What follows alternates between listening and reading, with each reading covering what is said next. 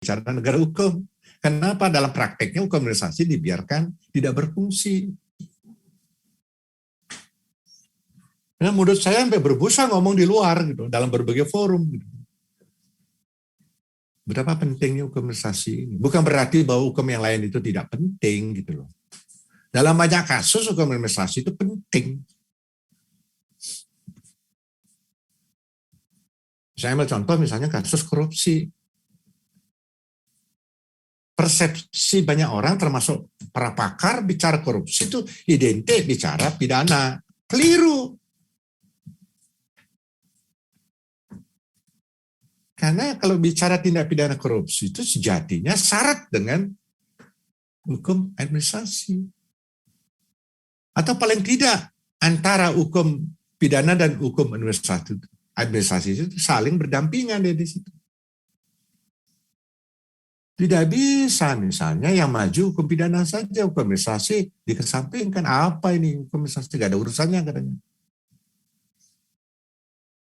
Nah sayangnya sekali lagi yang prakteknya para penegak hukum kita itu sama sekali tidak memiliki pemahaman tentang hukum administrasi.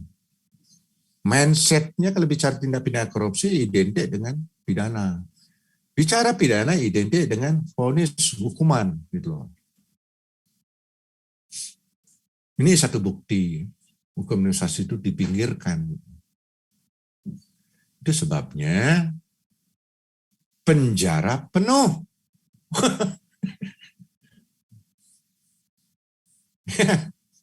Jadi kita ini jadi bahan tertawaan dunia gitu loh. Ini penjara atau apa? Atau neraka di Indonesia ini kan. Segala jenis penjahat gitu, ada dalam penjara itu. Dari kelas teri sampai kelas kakap. Gitu. Kenapa sampai terjadi demikian? Ya karena itu. Dikit-dikit pidana, dikit-dikit pidana. Coba gunakan hukum administrasi. Seperti halnya di negara maju. Kita ambil contoh Belanda misalnya. Belanda relatif kosong penjaranya.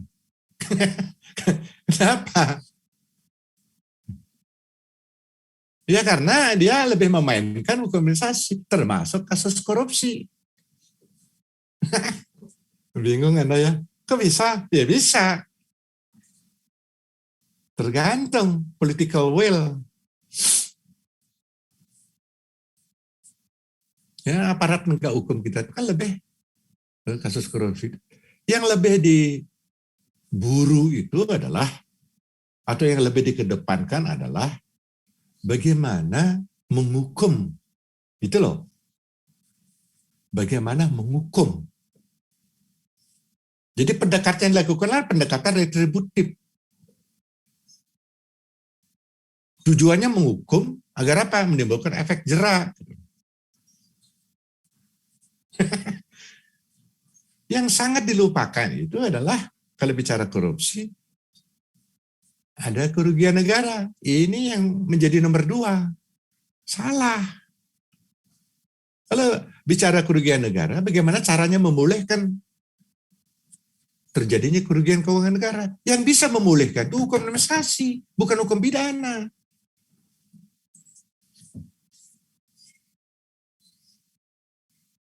Makanya kalau mau korupsi besar-besaran, korupsilah di Indonesia gitu loh.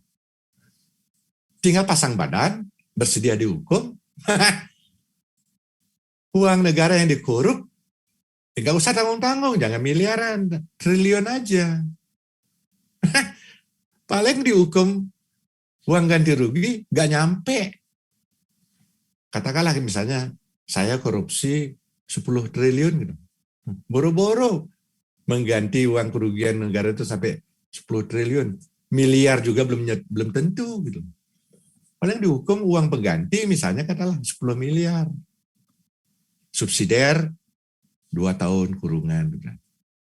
Padahal saya korupsi 10 triliun gitu. Saya parkirin aja uang yang saya korupsi ini di bank-bank yang ada di Swiss. Aman itu, 7 turunan itu. Pasang badan aja saya. Ini paling lama dihukum 20 tahun gitu. Lama-lama dapat remisi gitu. Lalu masyarakat lupa, tinggal ngajukan PK, dikurangi lagi hukuman gitu. Nah, ini saya bukan ngajarin Anda tuh korupsi gitu ya, nanti selesai atau setelah berhasil menyelesaikan studi, jangan ya. Ini untuk menggambarkan ya, kalau mau korupsi di Indonesia yang paling enak. Karena aparat penegak hukum kita tuh mindset-nya hanya pidana, pidana, pidana, pidana. Menghukum. Dengan harapan menimbulkan deterrent efek atau efek jerah. Pertanyaan saya, apa memang benar menimbulkan efek jerah? Apa orang berkurang korupsi? Semakin gila yang korupsi gitu loh. Dengan cara-cara yang lebih canggih. Jadi secara kuantitatif maupun kualitatif terjadi perubahan yang sangat signifikan. Kasus-kasus tindak pidana korupsi ini. Nah, bukan berarti bahwa karena saya sekarang ada di Departemen H, saya kemudian lebih mengistimewakan hukum administrasi. Bukan itu maksud saya. Karena melihat atau membandingkan dengan praktek di beberapa negara, terutama dengan negara yang sudah maju, Amerika, Inggris, Kanada, Belanda, dan seterusnya. Kasus korupsi diselesaikan dengan mekanisme hukum administrasi. Apa? Ganti rugi. Gak ada tuh namanya ujung-ujungnya tuntutan pidana. Loh, orang korupsi di luar itu kalau sudah namanya dipublish sudah rusak. Ya.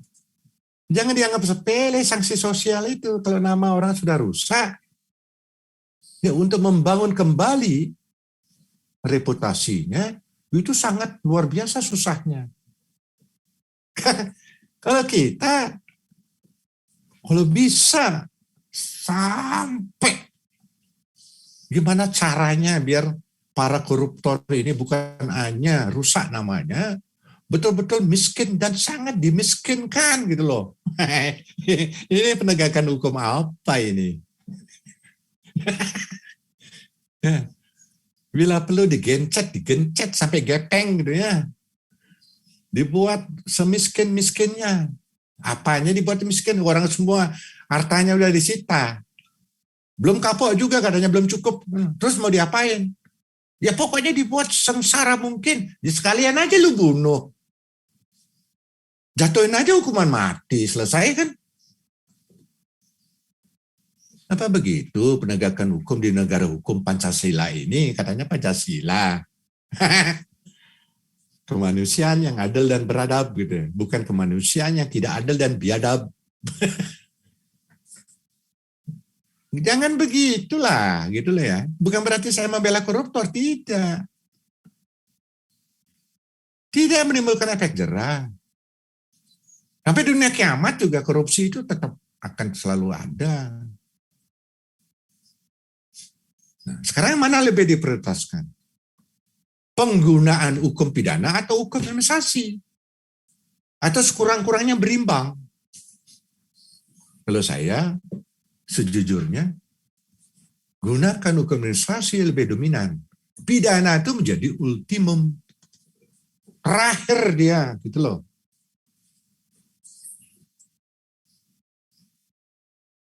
Orang diumumkan tersangka korupsi aja udah rusak namanya. Orang sudah mencibir.